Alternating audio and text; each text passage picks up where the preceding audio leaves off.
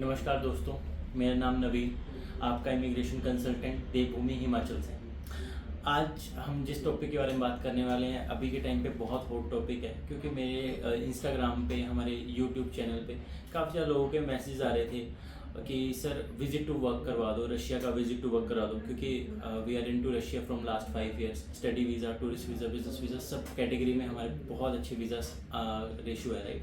तो इसमें बहुत सारे स्टूडेंट्स का, बड़े सारे वर्कर्स का हमें मैसेज आ रहा था कि सर हमारे वर्क विज़िट टू वर्क करवा दो, बाकी एजेंट्स भी करवा रहे हैं, आप भी करा दो विज़िट टू वर्क। तो मैंने सोचा कि इस पे एक डिटेल वीडियो बनानी चाहिए, इन्फॉर्मेशन देनी चाहिए, क्योंकि इस इन्फॉर्मेशन से अगर किसी का भी फ़ायदा होता है, किसी का पैसा बच जाता है, तो हमारे लिए बहुत बड़े बेनिफिट की बात होती है कि हमारी छोटी सी इन्फॉर्मेशन शेयर करने से किसी के पैसे या फिर किसी की लाइफ बच गई। तो है क्या विजिट टू वर्क, क्या है उसको समझना बहुत ज़रूरी है। पहली चीज़, विजिट टू वर्क है क्या। विजिट टू वर्क का मतलब होता है किसी भी कंट्री में आप विजिटर वीज़ा को लेके गए हो और वहाँ पे आपने उस वीज़ा को कन्वर्ट करा लिया वर्क परमिट में, जो कि बड़ी लिमिटेड सी कंट्रीज़ हैं जो ये ऑफर करती हैं। इनमें से गल्फ़ कंट्रीज़ हैं, जैसे दुबई है, कतर है, बहरीन है, ये करते हैं ऐसा कि विजिटर वीज़ा पे जाओ और आप लीगली वो स्टेटस जो है वो वर्क परमिट में कन्वर्ट कर सकते हो। बट जब बात आ जाती है थोड़ी सी बड़ी कंट्रीज़ की जो फाइनेंशियली स्टेबल है, लाइक रशिया ही है, सिंगापुर है, इन कंट्रीज़ पे अगर आप डायरेक्टली पूछो कि रशिया में विजिट टू वर्क होता है, नहीं होता सर। अभी रशिया इतना स्ट्रिक्ट है इस मामले में। रशिया का स्टूडेंट, टूरिस्ट, वर्क, बिजनेस, कोई भी वीज़ा ले लो, जिस वीज़ा पे आप गए हो वो वीज़ा का स्टेटस चेंज नहीं होगा, ये बिल्कुल बात क्लियर है। और इसमें एक्सटेंशन हो सकती है। अगर आपको स्टूडेंट पे गए हो तो एक्सटेंशन मिल जाएगी, वर्क पे गए हो एक्सटेंशन मिल जाएगी, टूरिस्ट पे भी थोड़ी सी एक्सटेंशन मिल सकती है, ज़्यादा नहीं मिलती। अब उसके बाद उन्होंने क्वेश्चन हमें क्लियरली ये किया, मैंने पॉइंट्स नोट डाउन किए हुए कि क्या क्या क्वेश्चन आए थे मेरे पास, क्योंकि क्रॉस क्वेश्चनिंग होती है। जब हम कोई इन्फॉर्मेशन देते हैं तो वो आगे से क्रॉस क्वेश्चनिंग करते हैं कि सर ऐसा नहीं, वहाँ पे तो हमें लोगों ने कुछ और बताया। क्या बताया? उन्होंने बोला जी वहाँ पे जाके आपका ग्रीन कार्ड बन जाएगा। What is green card? ये मैंने प्रिंट आउट निकाला है, तो ये ग्रीन कार्ड उन्होंने शो किया कि ये ग्रीन कार्ड बन जाएगा। और दूसरा किया उन्होंने, ये कार्ड बन जाएगा, फॉरेन कार्ड बन जाएगा, आपका 5 साल के लिए वैलिड है।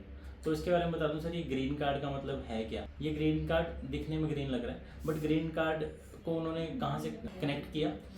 यूएसए में जब भी कोई सिटीजन लीगल होता है तो उसको ग्रीन कार्ड मिलता है, राइट। बट ये जो ग्रीन कार्ड है, ये ग्रीन कार्ड नहीं है, इट इज जस्ट कलर उसका ग्रीन है, बट ये जो है आपका मेडिकल है। मेडिकल अगर होगा तो ये मेडिकल कार्ड बनता है आपका, कि आप फॉरनर हो चाहे टूरिस्ट, बिजनेस, जिस पे भी हो, तो आपका ये कार्ड बनेगा ही बनेगा, ठीक है।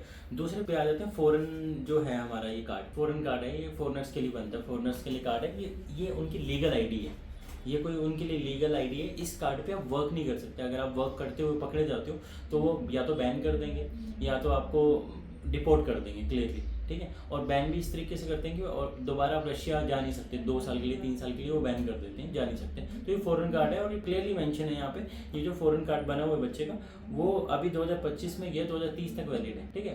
तो ये लीगल आईडी है फॉर फॉरनर्स। अगर work permit, study visa, business visa, tourist visa, किस पे भी जाता है तो ये फॉरेन कार्ड बनेगा उसका। अगर उसका लॉन्ग स्टे, इवन की टूरिस्ट वीज़ा जो 16 दिन का होता है, उस पर भी ये कार्ड बनता है।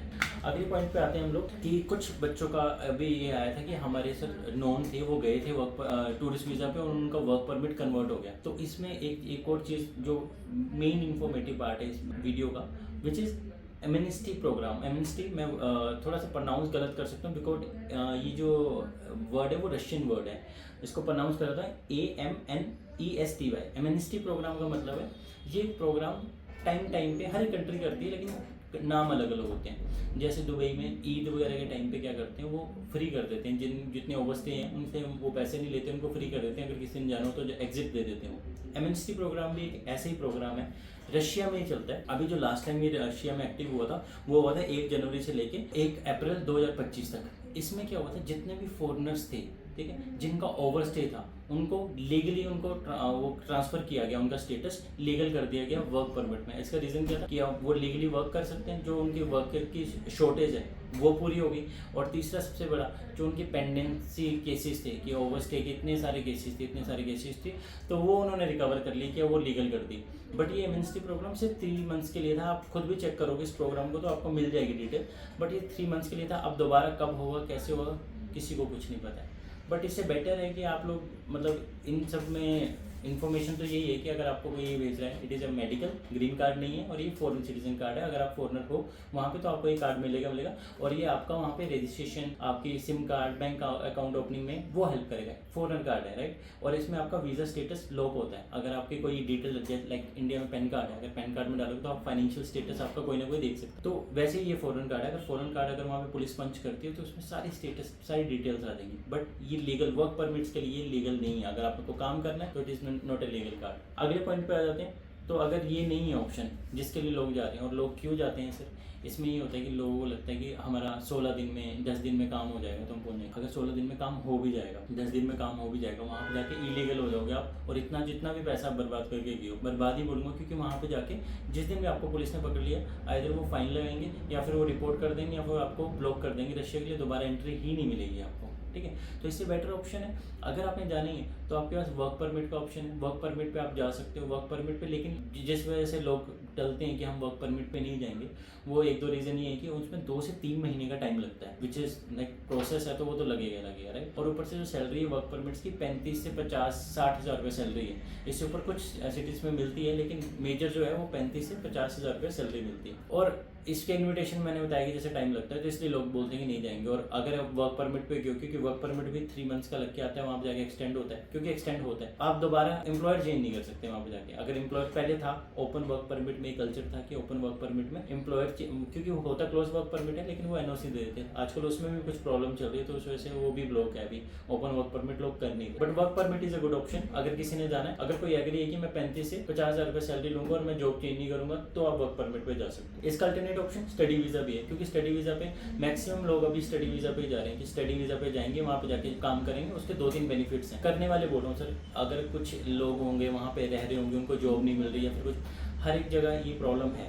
और ऐसा नहीं कि जॉब मिलती, करने वाले बहुत अच्छा काम कर रहे हैं, नहीं करने वालों को नहीं मिल रही, क्योंकि वो नेगोशिएट नहीं करते कि सर्कमस्टांसिस पे हम इतनी सैलरी लेंगे, इतने करेंगे। तो वो बच्चे की कॉल होती है। लेकिन बच्चा अगर काम करने वाला और अच्छी जॉब मिल जाती है उसको, तो वो 80,000 to 90,000 रुपीज़ तक भी अर्न कर सकता है। लेकिन अगर कोई लीगली मेरे से पूछे कि सर मैं स्टूडेंट वीज़ा पे जा रहा हूँ, कितना अर्निंग, 50,000 रुपीज़ इज स्टैंडर्ड की 50,000 रुपीज़ मिल जाएगा। लिविंग कॉस्ट आपकी 10-12 हज़ार रुपये लिविंग कॉस्ट आएगी, बाकी आप सेव कर सकते हो। बट स्टूडेंट वीज़ा पे ये है कि आप लीगल हो, आपकी लीगल, ये जो आप ग्रीन कार्ड बोल रहे थे, ये मेडिकल तो आपका बनेगा ही बनेगा, साथ में आपकी स्टूडेंट आईडी बनती है, उस पर आप काम कर सकते हो लीगली, कोई दिक्कत नहीं। पार्ट टाइम वहाँ पे ऑप्शन देते हैं, बट बच्चे फुल टाइम काम करते हैं वहाँ पे, उसमें कोई प्रॉब्लम नहीं। बट स्टूडेंट वीज़ा में ये होता है कि 3 मंथ्स का लग के जाएगा, 9 मंथ्स का एक्सटेंड होगा। उसके बाद भी इंडिया आने की जरूरत नहीं, वहाँ से 1 साल के लिए एक्सटेंड होता रहता है। ऐसे अप टू 5 ईयर्स तक आप वहाँ पे एक्सटेंड करवा सकते हो। तो ये बेटर ऑप्शन है। इवन थर्ड ऑप्शन पे लोग जाते हैं, which is business visa. Business visa एक बहुत अच्छा ऑप्शन है, लेकिन बिजनेस वीज़ा के रूल्स आपको क्लियर होने चाहिए।